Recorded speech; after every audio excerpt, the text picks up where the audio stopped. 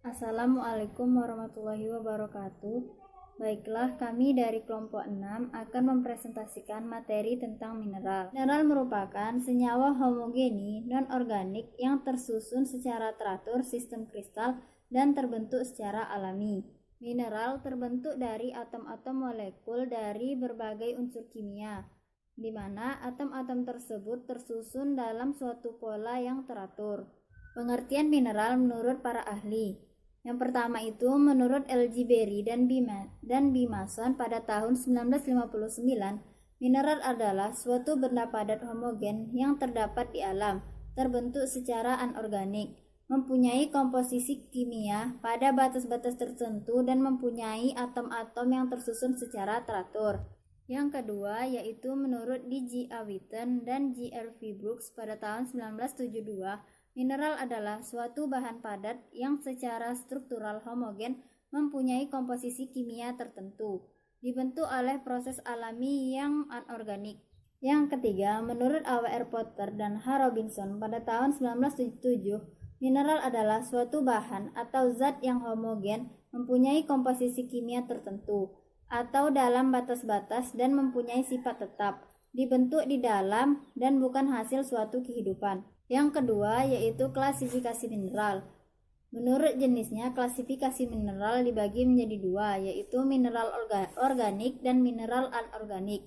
Mineral organik adalah mineral yang dibutuhkan serta berguna bagi tubuh kita, yang dapat kita peroleh melalui makanan yang kita konsumsi setiap hari, seperti nasi, ayam, ikan, sayur-sayuran, serta buah-buahan atau vitamin. Yang kedua yaitu mineral anorganik. Mineral anorganik ini tidak dibutuhkan serta tidak berguna bagi tubuh kita. Contohnya seperti timbal hitam, besi teroksidasi, merkuri, arsenik, magnesium, aluminium, atau bahan-bahan kimia hasil resapan tanah dan lain-lain. Menurut bentuknya, klasifikasi mineral dibagi menjadi dua, yaitu mineral makro dan mineral mikro.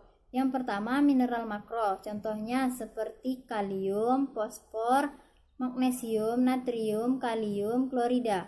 Yang kedua yaitu mineral mikro, contohnya seperti besi, zinc, iodium, selemangan, kromium, dan fluor. Saya Devi Fegiarti akan menjelaskan tentang fungsi dan sumber mineral. Yang A itu ada jenis-jenis mineral makroelemen. Yang pertama natrium. Natrium ini berfungsi menjaga keseimbangan cairan dalam kompartemen ekstraselulor. Sumber utama natrium adalah garam dapur. Sumber natrium lainnya yaitu adalah makanan yang diawetkan dengan garam dapur. Yang kedua yaitu klorida. Klorida ini berfungsi membantu pemeliharaan keseimbangan asam dan basa bersama unsur-unsur pembentuk asam lainnya. Sumbernya yaitu klorida terdapat bersamaan dengan natrium dalam garam dapur. Yang ketiga yaitu kalium. Kalium ini berperan dalam pertumbuhan sel. Sumbernya yaitu terdapat pada makanan mentah atau segar, terutama sayur-sayuran, buah, dan kacang-kacangan. Yang keempat yaitu kalsium. Kalsium ini berfungsi untuk pembentukan tulang dan gigi, kontraksi serat otot. Terdapat pada susu, keju, ikan, udang, dan tempe. Yang kelima yaitu fosfor.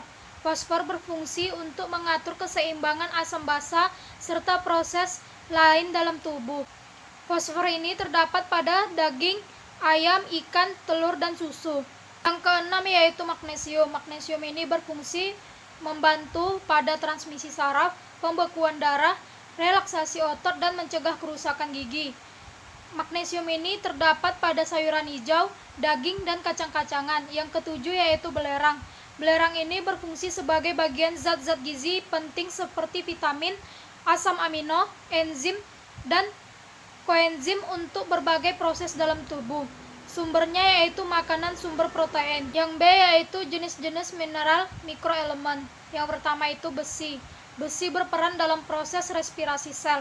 Terdapat pada daging, telur, keju, roti, dan sayuran hijau. Yang kedua seng. Seng ini berperan dalam pemeliharaan keseimbangan asam basa. Terdapat pada sumber protein hewani seperti daging, hati, dan kerang. Yang ketiga yaitu tembaga. Tembaga berperan dalam oksidasi besi, bentuk fero menjadi feri. Tembaga ini terdapat pada tiram, kerang, hati, dan unggas. Yang keempat, mangan. Dalam tubuh, mangan ini berperan sebagai katalisator dari beberapa reaksi metabolik yang penting pada protein, karbohidrat, dan lemak. Sumber mangan adalah beras, pisang, dan sayuran hijau. Yang kelima yaitu krom. Krom dibutuhkan dalam metabolisme karbohidrat dan lipid. Sumber krom terbaik adalah makanan nabati. Yang keenam, selenium. Selenium ini berperan dalam sistem enzim yang mencegah terjadinya radikal bebas dengan menurunkan konsentrasi peroksida dalam sel. Kebutuhan selenium ini adalah makanan laut, hati, dan ginjal.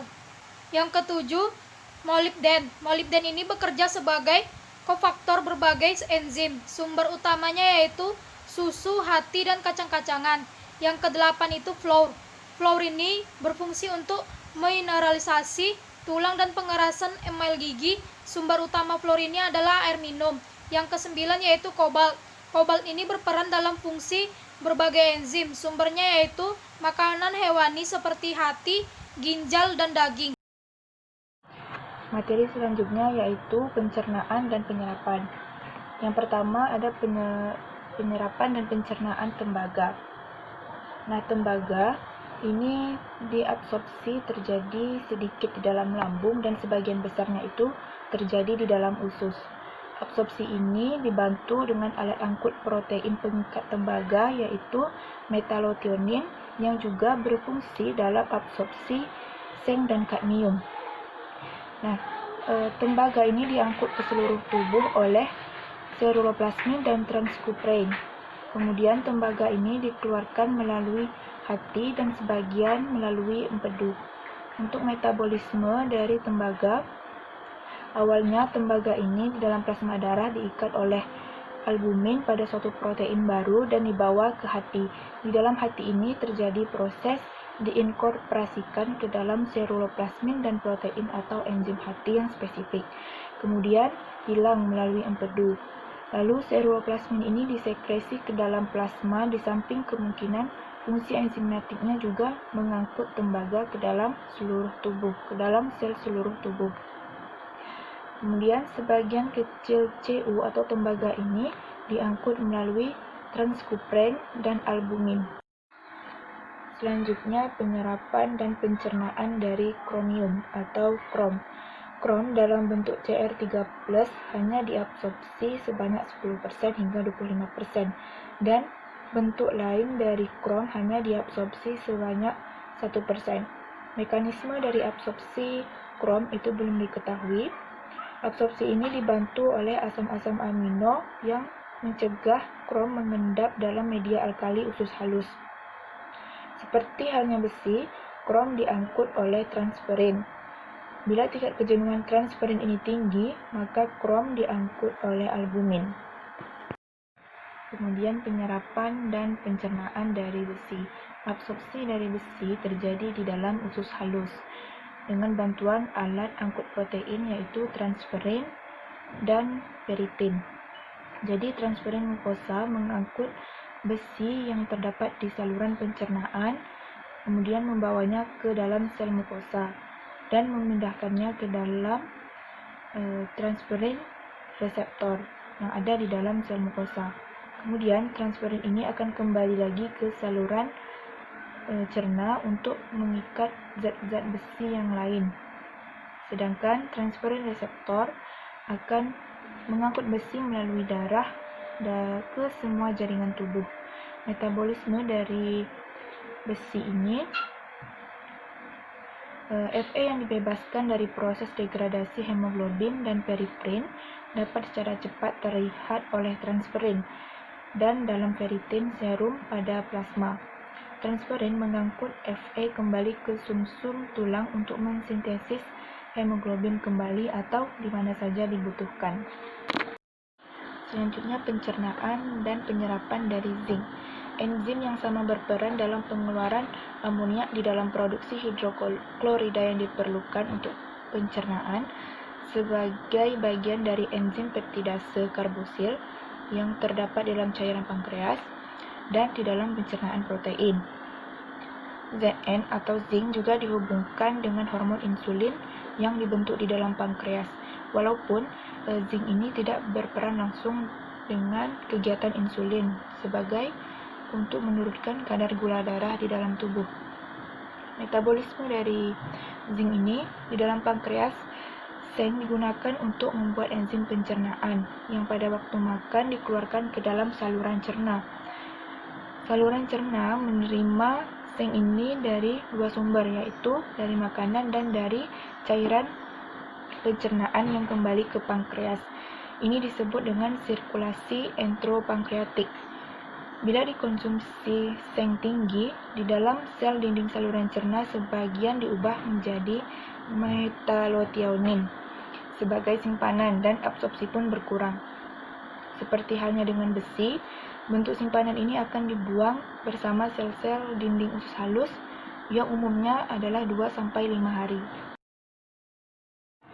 Selanjutnya adalah transportasi. Jadi zat mikro yang berperan dalam sarana transportasi di dalam tubuh itu adalah zat besi. Walaupun zat besi diperlukan dalam jumlah yang kecil, tetapi peran zat besi ini dalam tubuh sangat besar. Jadi zat besi ini sebagai sarana transportasi oksigen dari paru-paru ke jaringan, kemudian mengangkut elektron di dalam sel. Kemudian zat besi juga berperan dalam pembentukan hemoglobin pada sel darah merah. Nah, hemoglobin akan mengikat oksigen untuk diedarkan ke seluruh tubuh.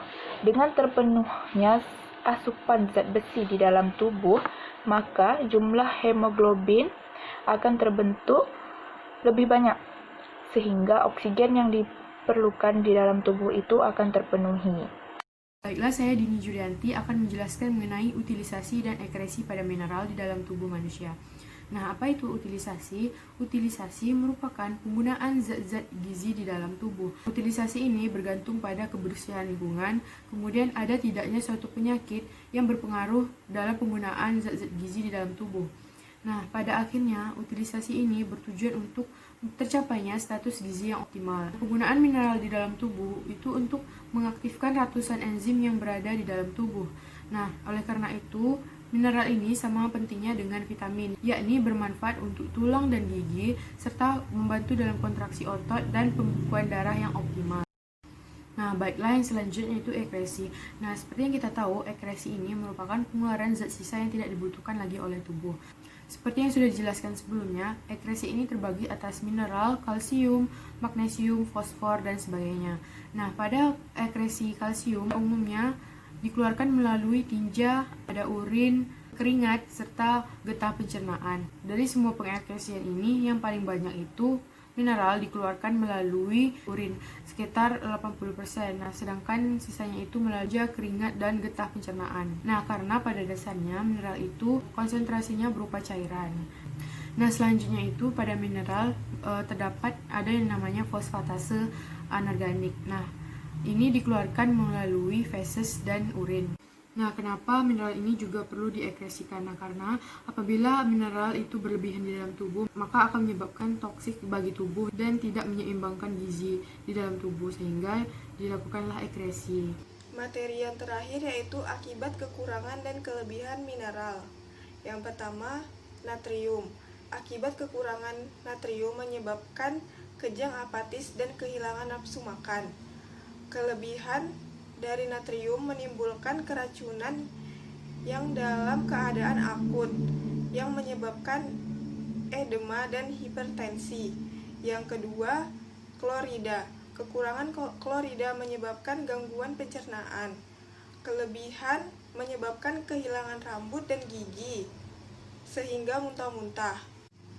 Yang ketiga, kalium. Kekurangan kalium menyebabkan lesu, lemah, kehilangan nafsu makan, kelumpuhan hingga mengigau. Kelebihan dari kalium dapat menyebabkan kalium akut dapat terjadi jika mengkonsumsi lebih dari 12 G. Yang keempat, kalsium. Kekurangan kalsium menyebabkan gangguan pertumbuhan, tulang kurang kuat, mudah bengkok dan rapuh. Kelebihan dari kalsium menimbulkan batu ginjal atau gangguan ginjal dan absorpsi mineral. Yang kelima, kekurangan fosfor menyebabkan kerusakan tulang dengan gejala lelah, kurang nafsu makan. Kelebihan fosfor yaitu erosi pada rahang. Yang keenam, magnesium. Kekurangan magnesium menyebabkan penurunan fungsi ginjal. Kelebihan dari magnesium menyebabkan penyakit gagal ginjal. Yang ketujuh, sulfur. Kekurangan sulfur menyebabkan gangguan pertumbuhan. Kelebihan sulfur terjadi jika konsumsi asam amino berlebih pada hewan yang akan menghambat pertumbuhan. Yang kedelapan, besi. Kekurangan besi menyebabkan anemia, menurunnya berat badan, pucat-pucat pada kulit. Kelebihan besi jarang terjadi karena makanan, tetapi dari suplemen besi. 9, seng. Kekurangan seng menyebabkan kekurangan pertumbuhan, berat badan tidak sempurna. Kelebihan muntah-muntah, diare, demam, kelelahan, anemia, dan gangguan reproduksi. Yang ke-10, tembaga. Kekurangan tembaga mengganggu pertumbuhan dan metabolisme. Kelebihan tembaga menyebabkan neuroksis hati. Yang ke-11, mangan. Kekurangan mangan menyebabkan steril pada hewan jantan dan betina. Kelebihan mangan dapat terjadi jika lingkungan terkontaminasi mangan. Yang ke-12, krom. Kekurangan krom jarang terjadi. Kelebihannya belum pernah ditemukan. Yang ke-13, selenium. Kekurangan selenium belum banyak diketahui. Kelebihannya menyebabkan muntah-muntah, diare, rambut, dan kuku rontok.